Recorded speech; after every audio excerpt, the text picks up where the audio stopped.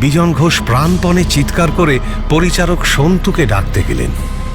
তার গলা দিয়ে একটুও আওয়াজ বেরোল না।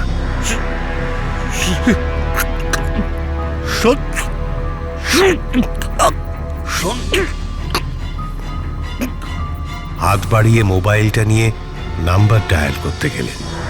হাত নড়ল না, সারা শরীর ঘর্মাক্ত। হার হিম হরা।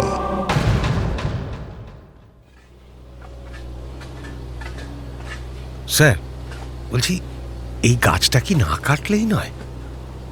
কিছুটা ভীত সন্ত্রস্ত কণ্ঠে কথাটা জিজ্ঞেস করল সমরেশ। বিজন ঘোষ আশ্চর্য হলেন। নাকের ওপর হড়কে আসা চশমাটা ঠিক করে পাল্টা প্রশ্ন করলেন, কেন গো, এই গাছটায় সমস্যা কি? সমরেশ কিছুটা ইতস্তত করে বলল, বলছিলাম স্যার, দেখুন না একটু চেষ্টা চরিত্র করে, যদি এই গাছটাকে বাদ দিয়ে আপনাদের রাস্তার প্ল্যানটা করা যায়। বিজন ঘোষ মোবাইলটা খুলে বললেন, না না সমরেশ, সেটা অসম্ভব।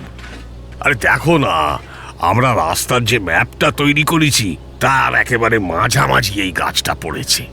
রাস্তাটা বানাতে গেলে তো এই গাছটা না কেটে উপায় নেই। কোথা দিয়ে রাস্তাটা এগিয়ে নিয়ে যাব বলো? যদি ঘুরিয়ে রাস্তাটা করতে হয় তাহলে অনেক খরচ, আর কাজের সময়টাও তো বেড়ে যাবে। কিন্তু তুমি গাছটা রেখে দিতে এত ইনসিস্ট করছো কেন বলো তো? সমরেশ মাথা নিচু করল। বিজন ঘোষ দেখলেন সে ডান পায়ের বুড়ো আঙুল দিয়ে নিজের বাঁ পায়ের বুড়ো আঙুলটা ঘষছে।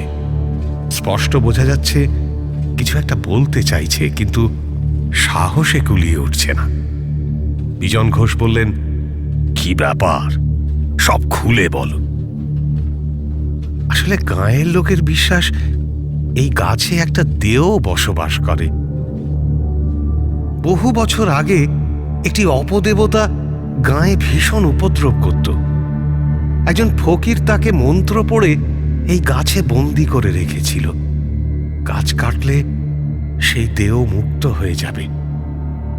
আপনারা তো রাস্তা করে চলে যাবেন, কিন্তু ফল ভুগতে হবে আমাদের।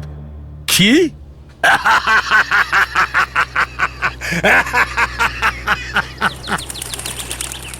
বিজন ঘোষের হাসির চোটে গাছ থেকে দুটো পাখি উড়ে গেল।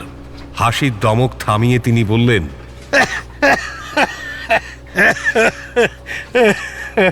বাবা, তোমরা আজও এসব গেঁয়ো কুসংস্কারে বিশ্বাস করো? বুলশিট! আমি ভাবলাম কি না কি। সমরেশের আপত্তি বা গাঁয়ের লোকের সম্মিলিত আবেদন ধোপে টিকল না। গাছ কাটা পড়ল। বিজন ঘোষ স্বস্তির নিঃশ্বাস ফেললেন। গাঁয়ের শেষ প্রান্তে একটি সরকারি কোয়ার্টারে বিজন ঘোষের থাকার ব্যবস্থা হয়েছে। জায়গাটা বিজনের বেশ পছন্দ। পূবের জানলাটা খুলে দিলে দূরে পাহাড়, নদী, জঙ্গল দেখতে পাওয়া যায়। বসন্তকাল, ফুরফুর করে বাতাস বইছে। সারাদিনের ক্লান্তিকর কাজের পর বিজনবাবু বিছানায় গা এলিয়ে দিলেন। রাত তখন বেশ গভীর। সারা গ্রাম নিশুতি হয়ে এসেছে। দূর থেকে শোনা যাচ্ছে শেয়ালের ডাক। তাদের সুতীক্ষ্ণ চিৎকার ছড়িয়ে পড়ছে পাহাড় থেকে পাহাড়ে। হঠাৎ বিজনের মনে হল পূবের জানলা দিয়ে কে যেন উঁকি মারছে। তিনি ধড়ফড়িয়ে উঠে পড়লেন। দৃষ্টি পূবের জঙ্গলে নিবদ্ধ। কই, কেউ তো নেই। মনের ভুল ভেবে ঘুমিয়ে পড়লেন আবার। খানিকক্ষণ পর তিনি স্পষ্ট বুঝতে পারলেন পূবের জানলার দিক থেকে কেউ উঠে এসে বিছানায় তার পাশে শুয়েছে। ওদিকে পিঠ করে থাকায় তিনি বুঝতে পারেননি কে উঠে এসেছে। পরিষ্কার টের পাওয়া যাচ্ছে পাশের বিছানাটা সামান্য কুঁচকে গেল। ঘরের তাপমাত্রা যেন নেমে গেল শৈত্যের শেষতম বিন্দুতে। বাতাস নয়, যেন প্রবাহিত হচ্ছে লোকান্তরের কোনো অশুভ শক্তির প্রশ্বাস। বিজন ঘোষ প্রাণপণে চিৎকার করে পরিচারক সন্তুকে ডাকতে গেলেন। তার গলা দিয়ে একটুও আওয়াজ বেরোল না।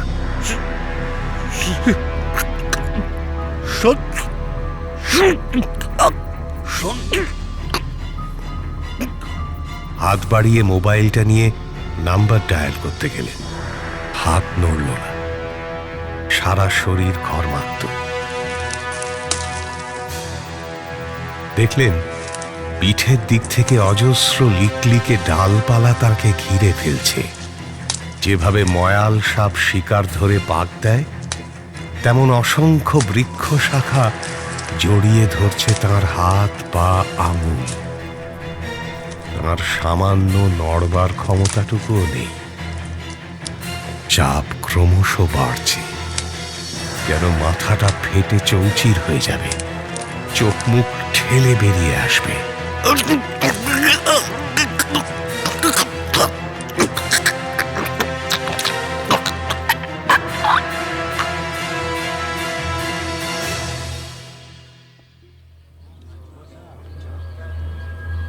পরের দিন হাজার ডাকাডাকি সত্ত্বেও বিজন ঘোষ দরজা খুললেন না। গায়ের লোক দরজা ভেঙে দেখল তিনি নিজের বিছানায় নিথর হয়ে পড়ে আছেন। ঘরে অস্বাভাবিকতার কোনো চিহ্ন নেই। গায়ের ডাক্তার এসে ডেথ সার্টিফিকেট লিখে দিল। আকস্মিক হৃদরোগে গভীর রাতে বিজন ঘোষের মৃত্যু হয়েছে। কিন্তু এখানকার বুড়ো বুড়িরা জানে এ কাজ কার। এ মৃত্যু নয়, হত্যা। বহু বছর পর বন্দি দশা থেকে মুক্ত হয়ে দেও এসেছিল প্রথম শিকার করতে।